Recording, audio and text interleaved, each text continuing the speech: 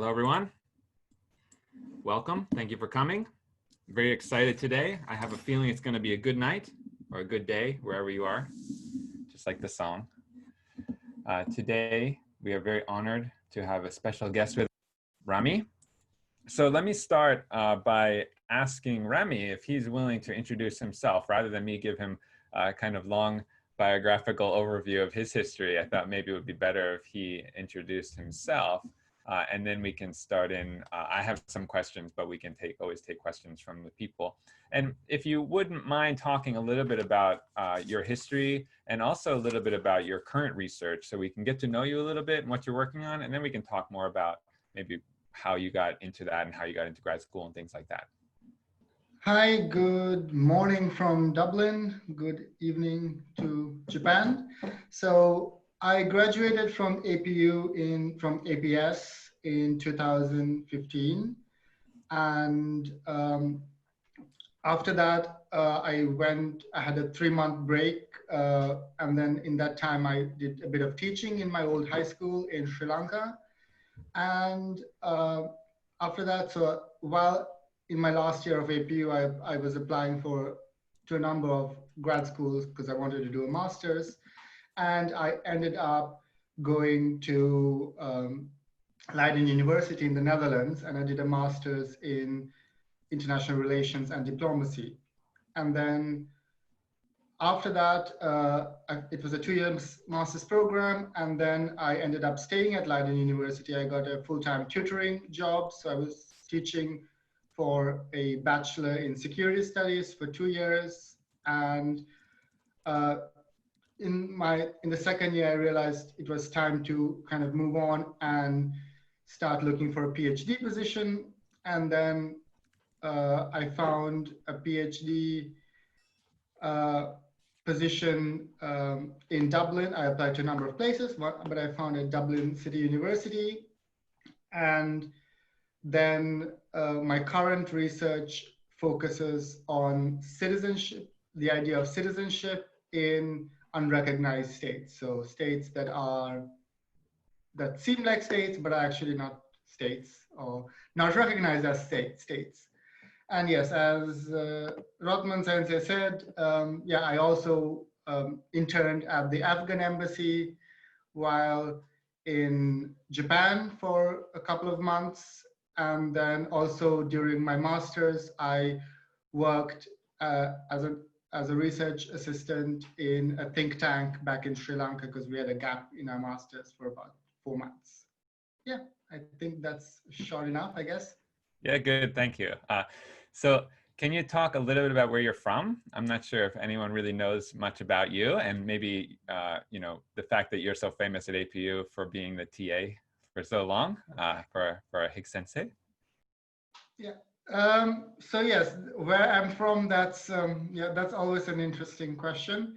So I was born in Russia, and then I grew up in Sri Lanka, and then so because of my mixed background, actually for my bachelor's thesis with Professor Progler, I actually interviewed other mixed ethnic students at APU, and then I interviewed how identity was developed in a multicultural environment. And yes, also I did quite a bit of TAing with Higgs Sensei mostly, and so for workshop, for the first year workshops, and then a couple of other courses here and there.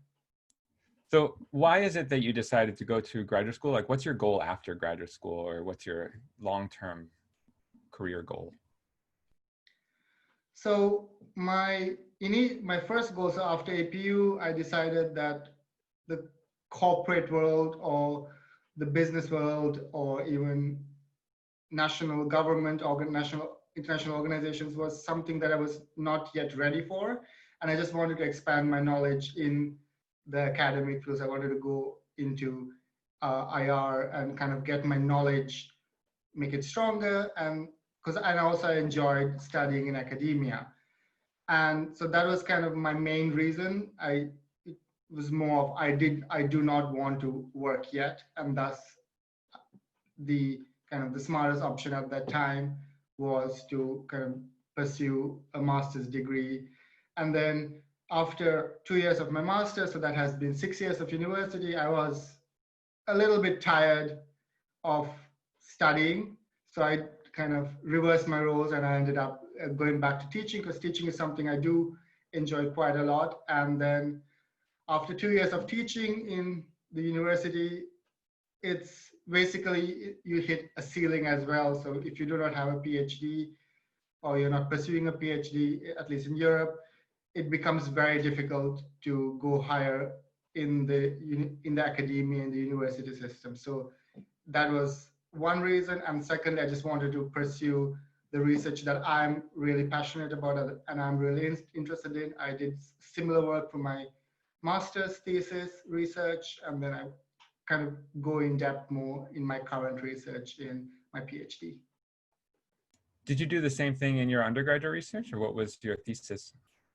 So in my undergrad, it was related. It was still related to citizenships, but I did it on identity development of mixed ethnic students at APU.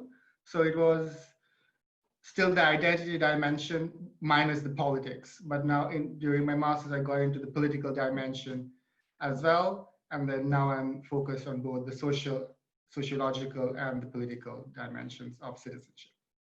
And so you want to continue into academia, right? Is that my understanding? So you want to become a professor? So that is my long-term goal. So, but my short-term, in the sense, after I graduate, ideally, what I want to do is policy work. So work in policy research, still in research, but not necessarily in a university environment. So I want to do in a think tank, government institution, but still related to policy. And then if on the side I can do academia or work, teach at a university, sure. And yes, in the long term, in 10 years, maybe, definitely to be based at a university for the long term. But then again, plans change always. So you have to be flexible with regards to that. Totally. The academia is quite hard to get into, and then to get a good tenure track job is quite challenging. So we wish you the best with that anyway. But can you walk us through the kind of process you went through for deciding which school you wanted to go to, and how you sort of applied for graduate schools, and whether you went straight into a PhD program, or I know you went into a master's program first, and maybe if you considered Europe and the United States or other places, or walk us through the process that you went through for deciding graduate school. Yeah, so while at APU for my, when applying for my master's, the plan, what I try to do is, of course, you need to apply to a number of places so that you do need to have all your backups. And what I was looking at was, I either wanted to do something like IR focused, or I wanted to do something focused on Eastern Europe and the post-Soviet space. So those were my two areas of interest at that time of what I wanted to do. So I applied to 4 master's programs. So one was in Australia at Australian National University, and then one was Leiden University, one was an Erasmus program. So that's something, Erasmus, there are 2 Erasmus versions. This one was for international students who apply fresh from outside of Europe. And the good thing about Erasmus is something that everyone should kind of check out. It's very competitive, but if you do get through, you will be based in at least 2 universities, and 3, you'll be covered full tuition, and you also get a stipend. So Erasmus, and pretty much everyone, all nationalities are eligible for it. But yes, it is competitive. So I applied for Erasmus. So those 3 were my main ones. 4th one, I actually don't remember what that was. So clearly, I can't, clearly that was not in my list of preferences. So I got accepted into all 3 programs, but the problem with, or the end result was with regards to the Erasmus one, because you can also get accepted into Erasmus without funding. So what happened was I did not get any funding though I was accepted the program which I wanted to, which was a Russian studies program based in Estonia and the Netherlands or France, if I'm not mistaken. And then, so kind of, it was still an option, but then not ideal. And then same thing happened to the Australian National. I got in, but it was not, I think it was a very small stipend or scholarship fund eventually, so which would not have covered even half the costs of studying in Australia. And in the Netherlands, it is something that it was in IR and diplomacy, and then ultimately what triggered me was the funding that came along with it. So I applied for funding from one stream. They offered me from something else, which was actually better than what I had applied for. So it all worked out. And ultimately the deciding point, yes, funding is quite important, because if you can manage to get a stipend or a scholarship, or at least not pay for tuition fee, that's, I think, it helps your parents if they're still funding you. B, you actually save a lot of money and you do not go into debt, etc. So that's something you need to keep in mind. But secondly, of course, you have to apply for the programs that you're interested in and that you seem to have passion in, not just apply for the sake of applying or for the sake of having a master's. So I think those two are the most important things. And for my PhD, kind of the same logic, but also for PhD, it becomes more important to have the supervisor that you are interested in and you can work with.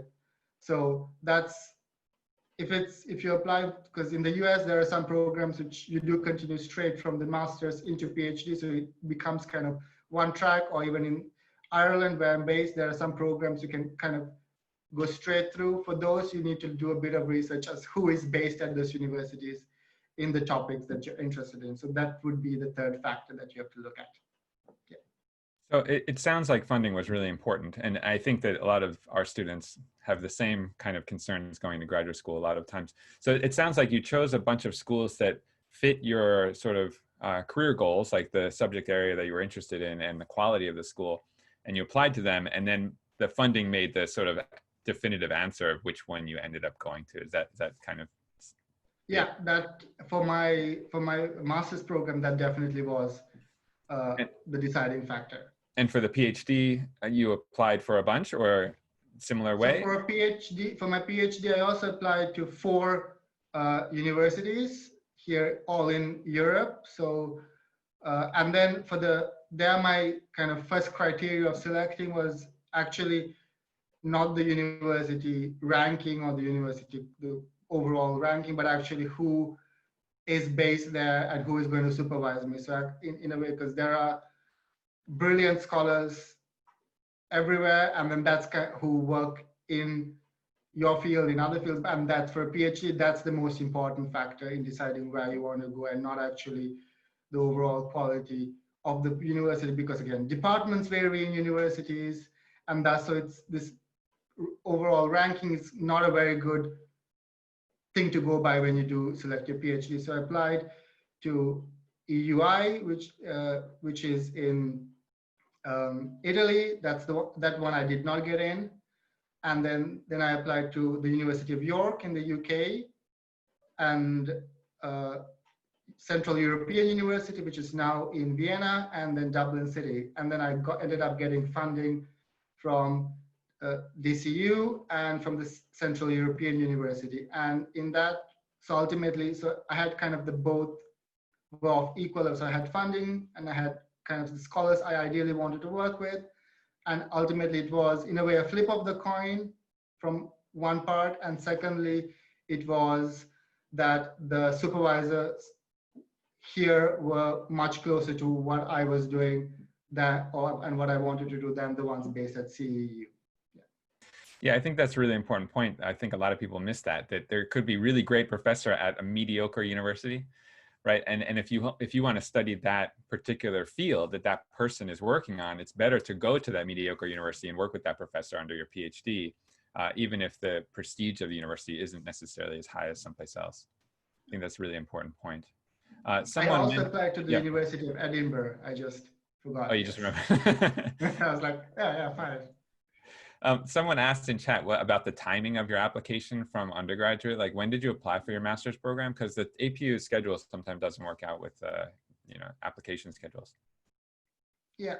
So I graduated in the spring semester, in March from APU. So, and I started applying since I started doing my research since about September and then by October, November, usually the deadlines are there for the next following year. So I was aiming to enter the September of the year I graduated from APU. So thus APU is not really, the scheduling of APU or Japan is kind of out of place with the rest of the world, generally speaking.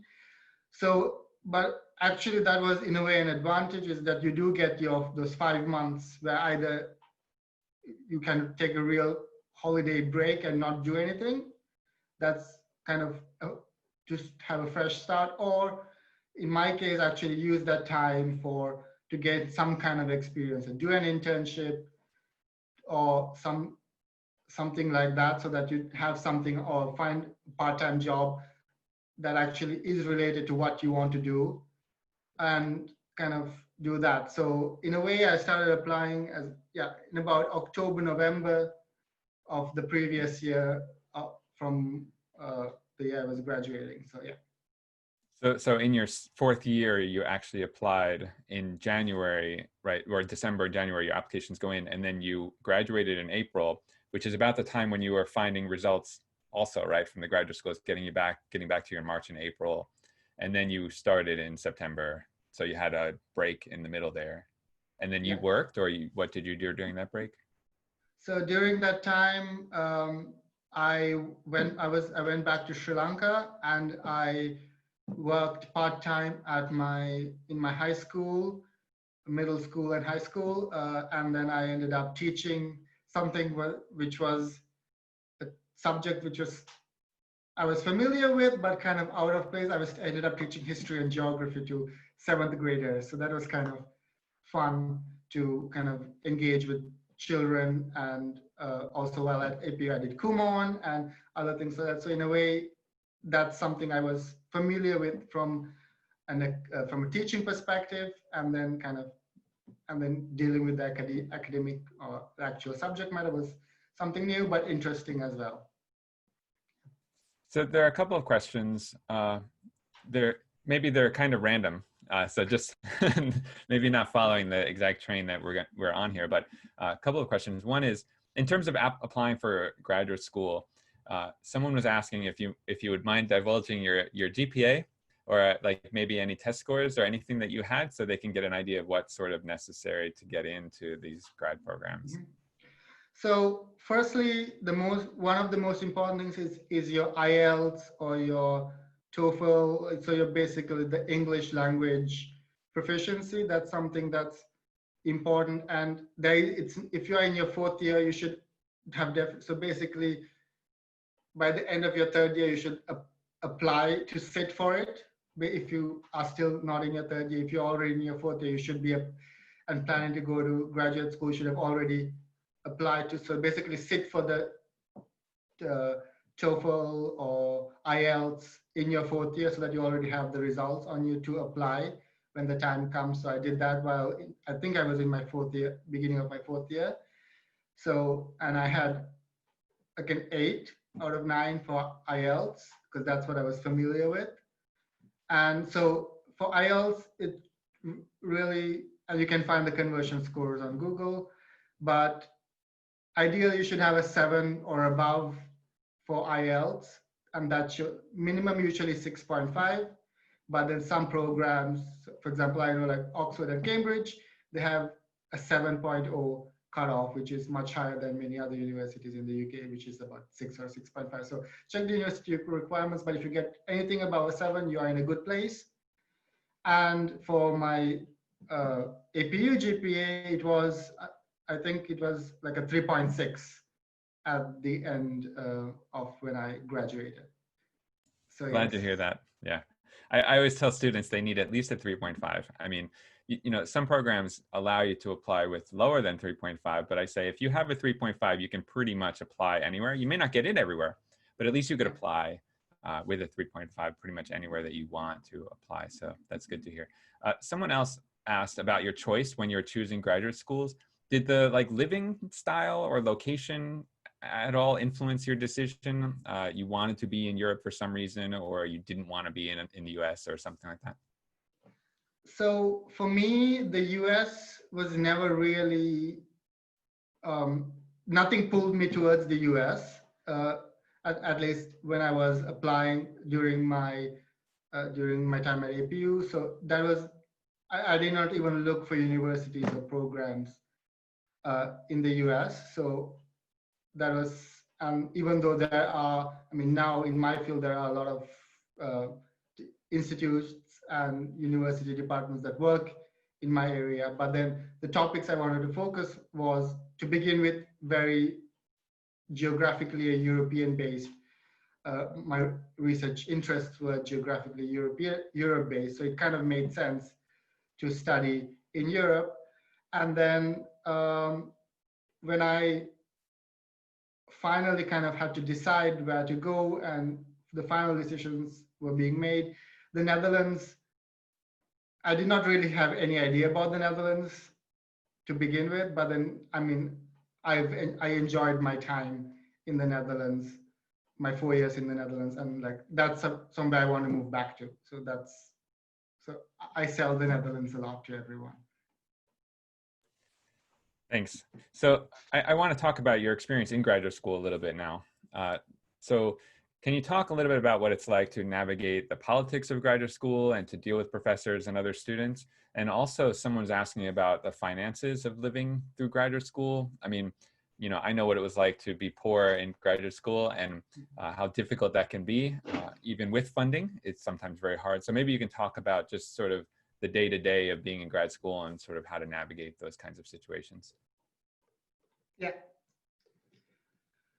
So I went to a 2-year master's program. So then, and then there are also 1-year master's programs. So that's something that you need to look at. If you do have, I mean, if you do get funding, it becomes easier. But if you're not as concerned about funding, or it's not that much as much of a limitation, I would even encourage maybe to go to a 2-year master's program, because they end up being, in general, much more engaged and more in depth. And then there's usually a hands-on element in such programs. So either you have to do a traineeship or an internship so that you get that work experience along the way. So for me, that was my program because it was a 2-year, but regardless of whether it's a 2-year or a 1-year master's program, navigating the whole, it's in a way, the European system is kind of maybe quite different in a way from the APU setup. It is less, not necessarily less bureaucratic, but it is, sometimes you can get things done. Let me rephrase. You can be honest. You don't have to be No. political. So it's on a individual level, in the sense, on a professor level kind of thing. I feel like it's much faster to get things done, saying that, okay, and it's much more approachable, and there is really no hierarchy in terms of who between your lecturer and yourself, because what happens is that sometimes, even in terms of age as well, because it can happen that sometimes there are students who are older than the lecturers who are giving them, so that hierarchy does not really exist. So the rapport becomes much easier in terms of with your lecturers, but administratively, yes, it is still a bureaucracy. And I think that is there in every country, and every country I've lived in has an equal amount of bureaucracy, which is unique to itself. And sometimes it can get annoying, but I mean, that's something you deal with. And in terms of finance, so a lot of universities have university accommodation. So if you can find or apply for university accommodation, you can get it. That's usually 95% of the time, that's actually cheaper than the market rate in that city that you're based in. So that's something that you should definitely be doing. And usually that is kind of a separate application unrelated to your main application. So you have to apply that separately. And so while I was a student, my budget, if that's something of interest, was around, in the Netherlands, which is kind of slightly more expensive EU country, was about €1,000 a month. So that would cover my living, which was about half the cost, and then I'd have the rest for my housing about half, and the rest for the other stuff. Yeah. What's that in yen, so we can get an idea? Oh, okay. I can convert it to dollars in my head, but I can't convert euro to yen. That's pretty challenging for me. Yeah. So €1,000 is 120,000 yen. So basically a Tokyo student budget, I think. Did you have roommates? I did not have roommates. So I decided that I wanted to be kind of by myself. So I had my own studio during my master's studies, and now I'm also in university accommodation, but we have one other flatmate and we share an apartment together. Do you work also while you're in school? Or did you work when you were in a master's program? So in my master's program, that did not work at all. And that's something that you have to see, and depends on the country you're based at. So in some countries, international students, non-EU students cannot actually work, or it's very difficult for them to get a work permit for that. While in other countries, you can work the 20 hours or the 25 hours that's allowed per month, per week. So thus, I personally did not work, but then there were other EU students, because it's much easier for them to get a job, to work either in a non-university environment, so in a restaurant or in a supermarket. Just for a bit, there were a few who did that, but most of them who did work also tried to work within the academic setting, so either tutor or TA for a bachelor's program, or do some research assistance related things. So it's possible to find, like there are opportunities, but it becomes more difficult depending on the country and your nationality. But at least in the Netherlands, for example, if you do an internship and you get paid for the internship, that doesn't count as work. So whatever you get from your internship, that whether it's €500 or €800, that's like tax exempt, it doesn't count as working. So that is something that you can consider as well. If your program is maybe it's a 2-year, or the second half is much lighter, or you can take a break in between, and your visa gets extended, and then maybe that's something you can consider of doing an internship while at it as well. You just mentioned research assistants, and somebody asked in the chat earlier what exactly a research assistant might do, or what did you do as a research assistant? So for my internship, which was in Sri Lanka at the think tank attached to the foreign ministry, I did a bunch of stuff. So personally for me, I get bored if I do exactly the same thing or work on the same thing for too long. So I need distraction in a way, in the sense of within a week. So I did research. I assisted the main researchers. So I worked on random topics. So internationalization of education in Sri Lanka, India territorial maritime dispute over fishing rights, and I did some kind of help with like infographics and designing things on reconciliation mechanisms and stuff. So basically the topics that they might assign can be, depending on the institution, sometimes they hire you to work on a particular research area, and then you just spend time and do research and dig things. But at other times, it can be that you are given random topics depending on what the institution is working on to kind of help out and research. And in addition to that, I help with event management, so the events that were happening at the institute, and also I helped with the social media. So I did the Twitter account for some time. I did some website things. So it was a bunch of things. So, but my main focus was indeed the research, actually a research topic. Well, when you were doing research, did you like go out in the field and gather data, or were you just mostly like book reading and doing that kind of research? And also someone asked if you needed any qualification or anything to do the research assistant, or was it just basically any student could do it? So, so for my, well, at my internship, it was all it was pretty much desk work. I did like 2 interviews maybe, so just for background information. But for my master's thesis, I did do field work. So it was on dual citizenship in Abkhazia and Transnistria. So those are de facto states in Europe. So, and then I actually went to these places to do interviews with legal experts and government officials to see how they manage their citizenship policies and why it is the way it is. So I did do field work, and for research assistants, in terms of qualifications, it really depends on the institution. But usually if you are in a master's programs, in most cases, they know that you have that level of the needed level to work as a research assistant in think tanks, or to do an internship that's paid as a research assistant in an institution.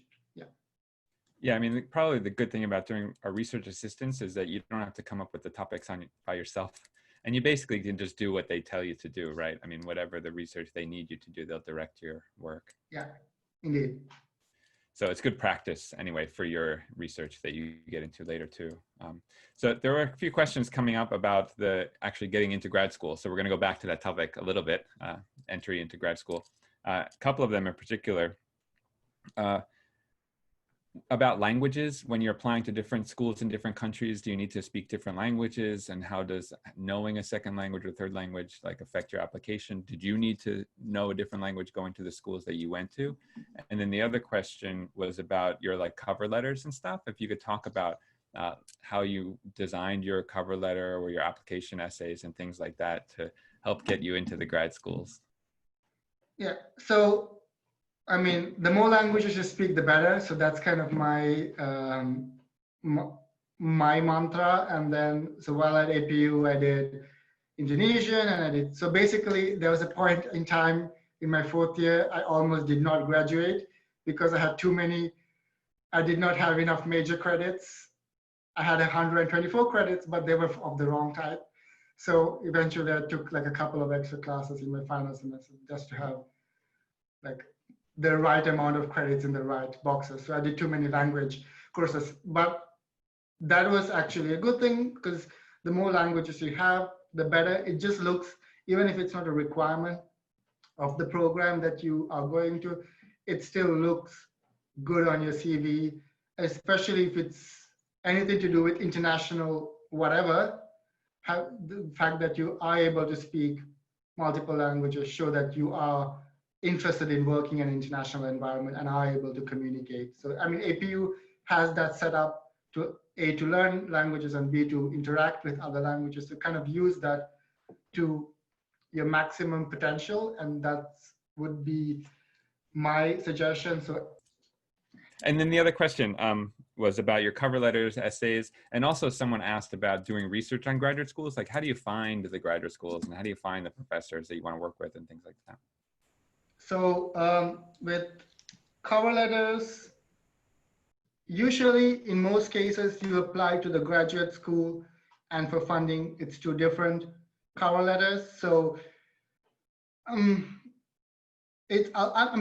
be honest in your cover letter in that sense. If they see that you are interested in the program, passionate in the program, that's one thing. And also kind of do research on the program itself. That it's just like applying for a job, kind of a job application. Find those buzzwords that are mentioned in the application of what they, or in the case of grad school, kind of what are the courses that they're teaching. So use those terms, say that what you want to learn, but also use your existing knowledge. I did a bachelor's.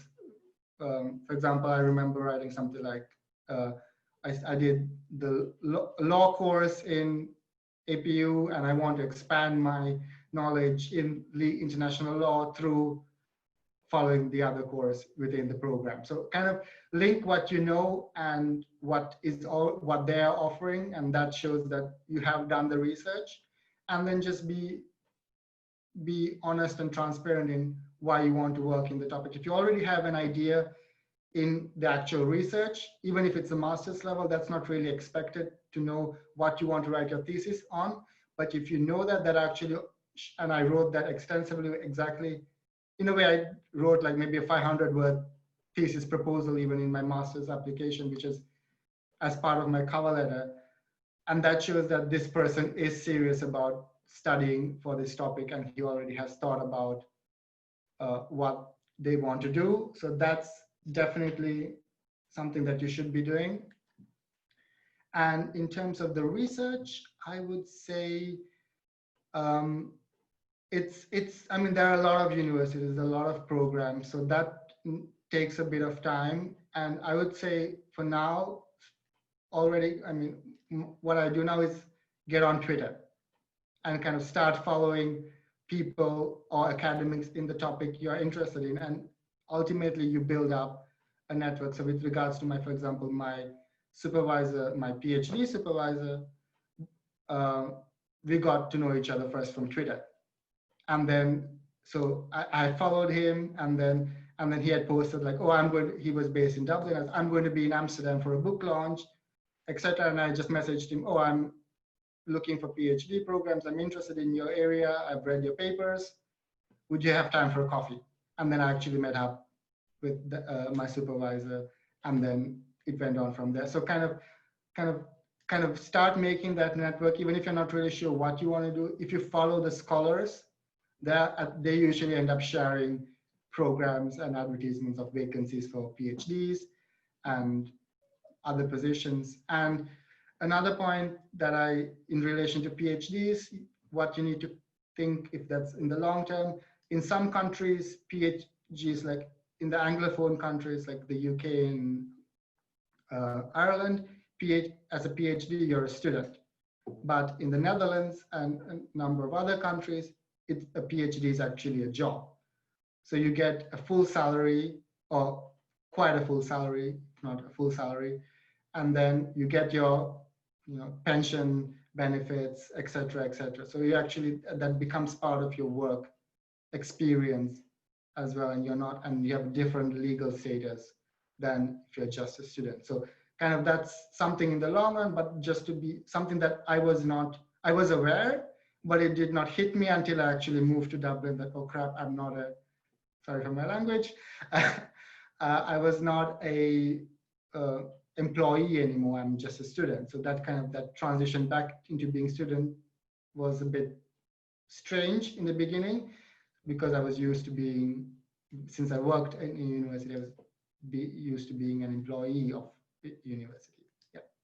Yeah, actually somebody asked about the transition moving from undergraduate to graduate school, and you mentioned just moving from master's to PhD, but in that transition, is it hard to shift from what you studied as an undergraduate into something different as a master's, and can you shift?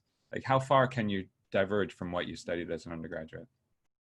So from undergrad to, it was relatively, the transition itself was easy in the sense, in terms of I knew how to study, so it was kind of, because since there wasn't a break between my undergrad and my master's, so kind of I continued studying. So in that sense, it was easy, unlike my PhD, where for 2 years I had not studied anything, I had not done really any research.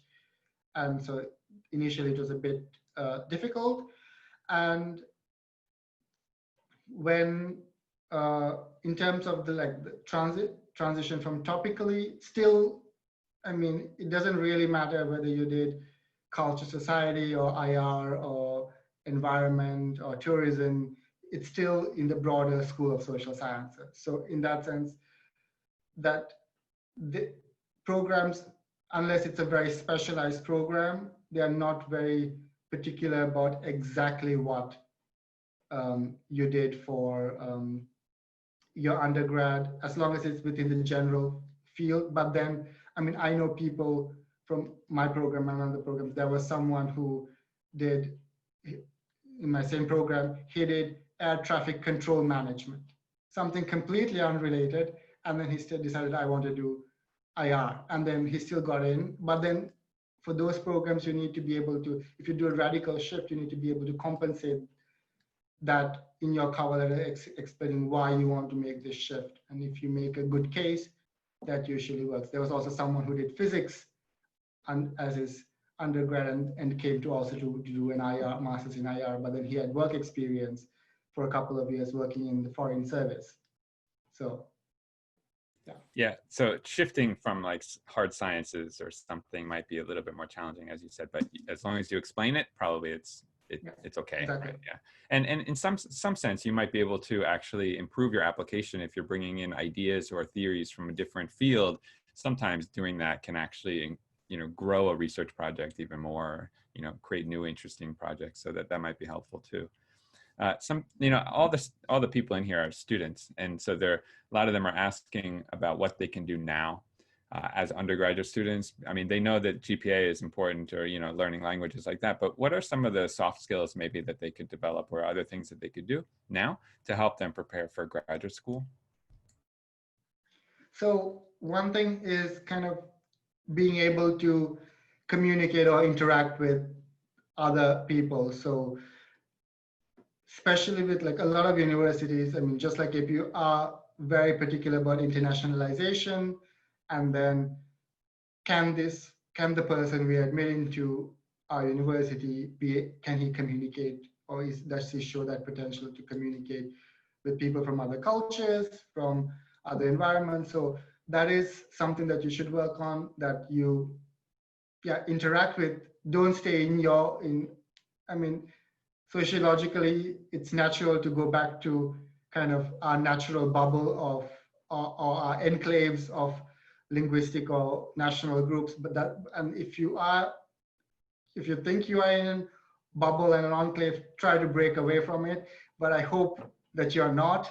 And so, I mean, in my time at APU, I did a lot of things with Indonesian Week and also with Sri Lankan Week. So that was my kind of non-academic side of non-TAing side of things. So, and then kind of try to do basically APU gives you a lot of opportunities in terms of TAing or writing center or etc. And then so kind of find something that interests you and then try as many things as possible, because one thing you realize is when you try a lot of things, you realize also what you don't like.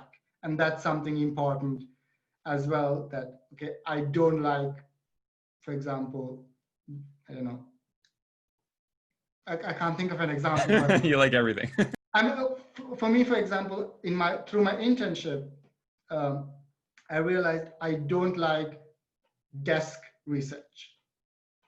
So I don't mind doing it. I know that it's part of the research, but I would not be able to do a full research project that has only to do desk research. I find that where you have to sit like 9 to 5 and Google stuff and read stuff. So basically that's something that is not fully for me. So in my ideal scenario would be that it would be in a research or policy area, but maybe like 3 days a week is my research days and 2 days a week is like dissemination and interaction and interviewing and field research. So in that sense, that's something you will realize, but you can only realize that by doing a lot of things at APU, and APU has all that. So apply for anything that comes along, and also you get practice, even if you do not get accepted into whatever the position you're applying to, but if it's a TAing type position, the fact of applying and writing these cover letters and things like that also improves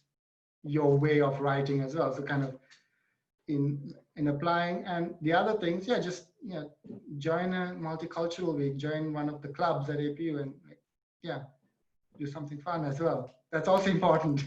Yeah, definitely. I want to add to your bubble comment, though, just a moment, because I think that students are also in a bubble between them and faculty. And I think that that bubble starts to break the higher you get in academia, right? So when you're a master's student, that bubble starts to disintegrate a little bit. You become more of a colleague towards your professors. And then at the PhD level, you really are communicating on a totally different level. And I think from my perspective anyway, undergraduates should start to try to talk to their professors more to sort of learn how to communicate in that world, especially if they want to go to a master's or a PhD or into academia eventually, because they need to communicate in a maybe different context in a different way with their professors, and realize that their professors are just human beings, you know, and that they also have normal conversations outside of class, like those kind of things. How did you feel your experience transitioning from undergraduate to graduate school and dealing with the professors?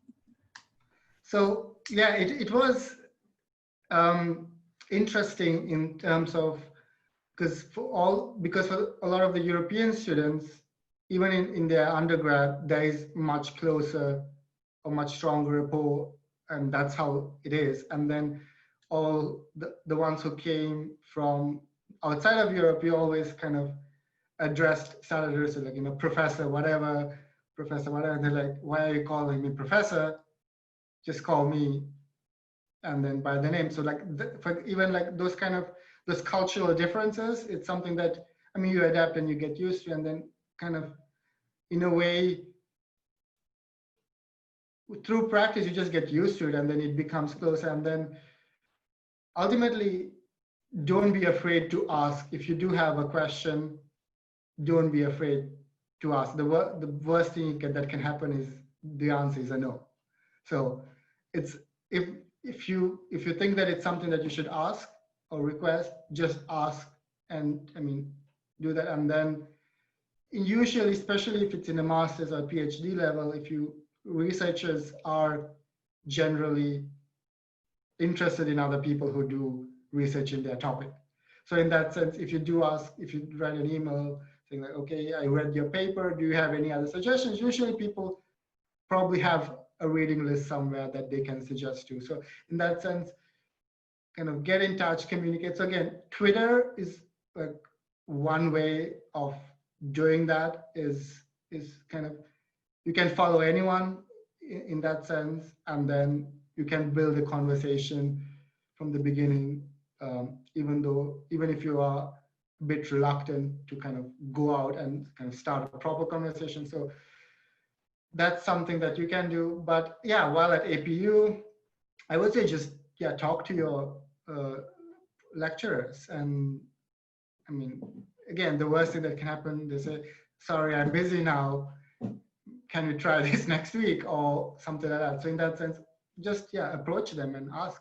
And that shows actually your interest in that topic. So if you just sit in class, and yes, maybe you can get an A or an A plus, but then will the lecturer remember you when the time comes?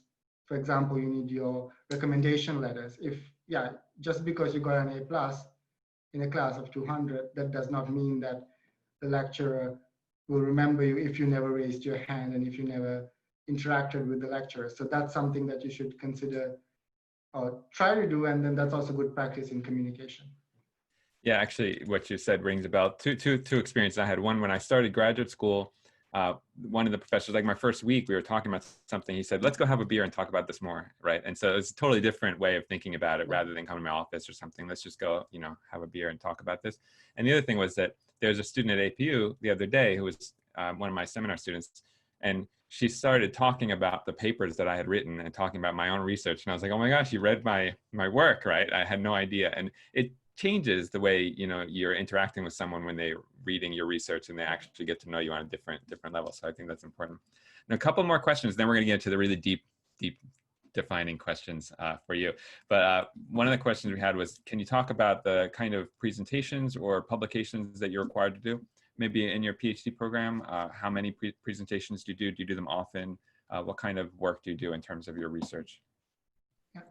So for me, one thing I did was I converted, or I edited my master's thesis into a publication. So when I applied to grad school, I already had a publication, and that actually is a lot of like bonus points. And then even my supervisor said that that was one reason that differentiated me from the other applicants, is that you already had a publication in a peer-reviewed journal. So that's something that can consider. So already, if when you are writing, I mean, even if for example, if your bachelor's thesis is, you get the outstanding thesis award for bachelor's thesis. I mean, even that potentially is publishable material. So maybe if not in one of the highest high ranking, the Q1, but at least in a lesser ranking, but still peer-reviewed journals, so that at least you have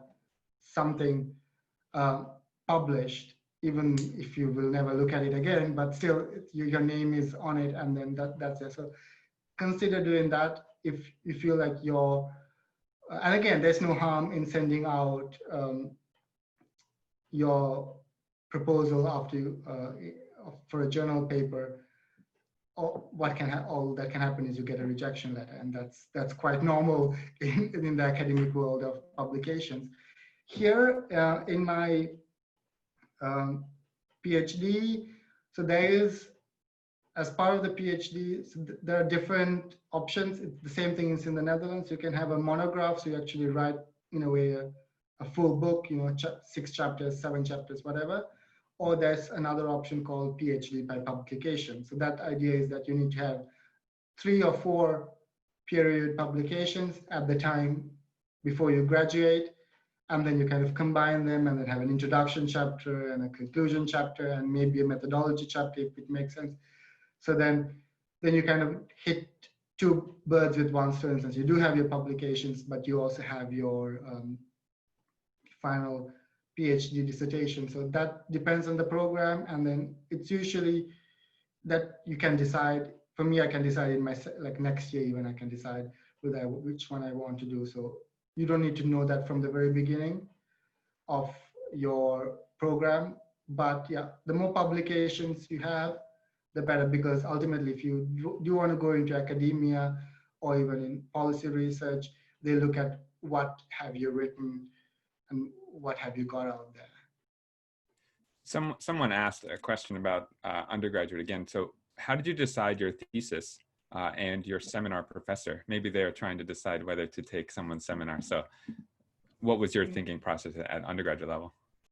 So for me, so initially when I applied to APU, when I came to APU, I wanted to do IR. So kind of that was I mean, I did MUN in high school, and that's something like I want to do IR. But then when I came to APU, I realized sociology and culture studies was, in a way, much more fun for at that time. And then I was absorbing more from those classes. And then I took Professor Progler's classes, and then I fell in love with the topics, and then kind of I wanted already in my second year, beginning of my second year, I knew that I wanted to be supervised or be in Professor Progler's seminar, and then from IR I only took Steven Sensei's and Vyas Sensei's classes. So basically, those were my only IR kind of classes that I took. So my IR scope was limited. So in that sense, when I shifted to my master's, I did have that basic knowledge, but it was never really in depth of as a person who would have done an IR bachelor's. But that doesn't really matter too much, as I said. And topically, it was something that I wanted to. It was, in a way, since I was researching into mixed ethnic individuals or who have dual citizenship, in a way I was projecting my own questions that I had about myself onto others and kind of asking how do you deal with your identity and how does that work. So in a way, it's something that concerned me personally and I was interested in, and then that ended up becoming my research topic. So find that thing that interests you and sparks you and that you're passionate about. That's great. I'm glad you took my classes and they were helpful at least. So now a couple of deeper questions. So one of the questions is, what was the biggest, or what is the biggest challenge do you find getting your PhD basically from the beginning to the end? So PhD, first, it's quite a lonely, um, yeah, because you're doing it yourself. And so it's in that sense, there's much less interaction. So you would have only your interaction with your supervisor. And even for example, now with my supervisors, we only kind of have a meeting about once a month formally, just kind of to do an overview. But then whenever something turns up, we communicate. So that's kind of one thing to find. You have to go out of your way to find that, to make a community for yourself. Unlike a master's where you are in a class and your cohort and you naturally engage with other people, but in your PhD, that stage is much more difficult and it doesn't come naturally. Of course, there are some PhD programs, especially in the paid PhD programs. For them, you actually because you're applying for a vacancy. So that actually means that yes, you are doing research, but you're already applying for a particular project that you will be working on.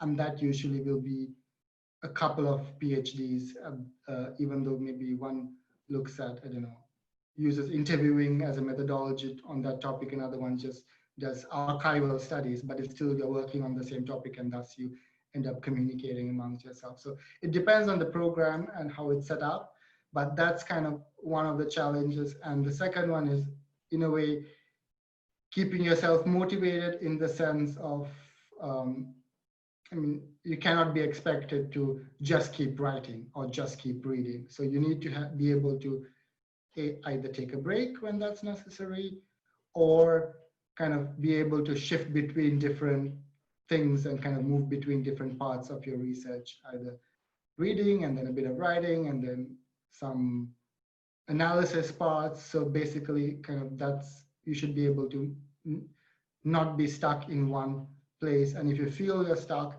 then have a talk with the supervisors and they will always kind of guide you because they've done it, they've been there.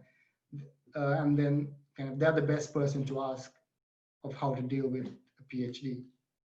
That's great advice. I actually agree with you 100%. It's from my perspective, I mean, I did the master's and PhD at the same school, but the master's years was very interactive with a lot of students. But once you start your PhD, it's very lonely. You're doing it by yourself. And so I totally agree with that.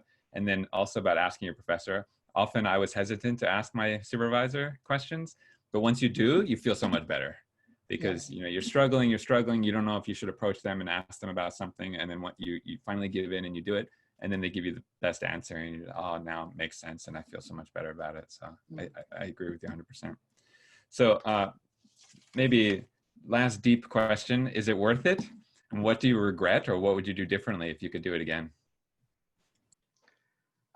It's definitely worth it in terms of, like the master's and then of course the PhD, because that's something I enjoy. The only thing I not necessarily regret, or in a way, is moving away from the Netherlands. So I wish I had kind of looked and found a PhD position.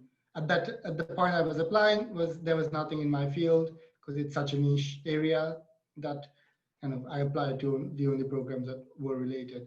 But kind of that's so yeah, the place you're based at is quite important. So Dublin is not my favorite city, and I mean, I would not want to be based here any longer than I have to. So kind of so it's not really related to academia or anything like that, but it's just, yeah, the city itself. But that's important because ultimately that's your overall happiness and mental well-being is important, that the environment that you're living in affects that. So do a bit of research indeed about where you're going, which I did not really do. I just like, okay, I want to be supervised by this person and they have been brilliant, but then like I did not really do. If you have the opportunity to visit that city, beforehand. Again, I know that's not the, I mean, it's expensive to travel. Again, doing all the visa process, which is ridiculous. So that's, yeah, kind of, if you can do that, but then definitely do a bit of research about the city, kind of try to find someone who's already there and ask them how the city is going and how the city works. And yeah, that's kind of it. Yeah, I think that's really important. The location can definitely affect your mental state. So when, and also where you go to PhD might affect where you can get a job afterwards, right? So, I mean, are you planning on staying in Europe after your PhD? So my ideal is to be based in Europe or the Caucasus, kind of somewhere in this region where, but definitely, I mean, ideally the Netherlands, but then we'll see how it works. Yeah, I think that's fair. So, I mean, if you go to get your degree in the US, you should expect to be somewhere in North America, maybe. And if you're in Europe, you know, you should expect to end up somewhere in Europe or in Asia, somewhere in Asia. I mean, it doesn't have to be that way, but I think it would definitely help you. People have networks, right? And it's easier to get a job. So I think that we've answered all the questions. Can I ask you if you were willing to give your email address or anything, if people are interested in contacting you afterwards, how they might be, or maybe your Twitter handle so they can contact you on Twitter if they're interested? Yeah, so you can either, so I will type this in. How, can I type it? If you type it to me, I can actually, I'll Okay. just open it up right now. Let me open it up and everyone can type publicly. Yeah, go ahead. You can type it now. So what's my Twitter handle? Okay, so you can either contact me on Twitter, so you can send me a message on that. But just tell kind of through where you know me so that it clicks, because sometimes, you know, when someone sends, that's also kind of important. Say from where you know that person and not randomly send messages so that it becomes clear. So that's my Twitter handle. And then you can also contact me on, or you can send me a message on LinkedIn, and then I can respond to that. That's my name on LinkedIn. So yeah, and then you can find me. Yeah, so I just posted your Twitter and then I will post your LinkedIn. Oops, did it twice. Your LinkedIn information there. So, so that would be the best way to contact you, I guess. Yes. And then make sure you mention. Twitter is usually what I respond to the fastest. Yeah, we connected on LinkedIn. I think that's how you. Yeah. So and LinkedIn also works. So if it's a much longer message, yeah, LinkedIn is better. So just send a message, but tell where you're from again. Just that I remember. There were some people in the chat who said that they have the same experience that you do, same research background or something. So maybe they will reach out to you. I think that you'll probably meet some people through this chat. Would be glad to help. So unless there are any other questions, I just wanted to thank you again for doing this. We really appreciate the time that you took to join us, and I'm sure that the students really appreciate it a lot. So thank you again for coming and talking to all the students and telling us about your experience. Do you have any last words or comments? Anything else you want to mention? Yeah, thank you for having me. It's just been a pleasure to share my insights. I mean, I guess my last bit of advice is kind of figure out what you enjoy doing and then find that passion in you. And of course, things are going to change and you don't know where life will take you. I would have never thought 5 years ago, I would have never thought that I'd end up being on another island halfway across the world. So that's kind of, it will go in different ways, but kind of find that thing that you are interested in, the thing that you're passionate about, and just follow it. And I mean, at some points the road will go in different ways, but it's, if you are able to go back onto that main path, that shows how much passion you have about a certain topic. So yes, and I wish everyone the best of luck. Thank you very much. So I guess we'll finish up there. I appreciate everyone coming. It was great to have you all here. Hopefully we can do something like this again. Maybe you can join us again in the future, talk about your research, maybe do a research presentation or something that might be quite interesting for students. Okay. Thank you again. We wish you everyone a good night. Hope you can join us again in the future. We appreciate it.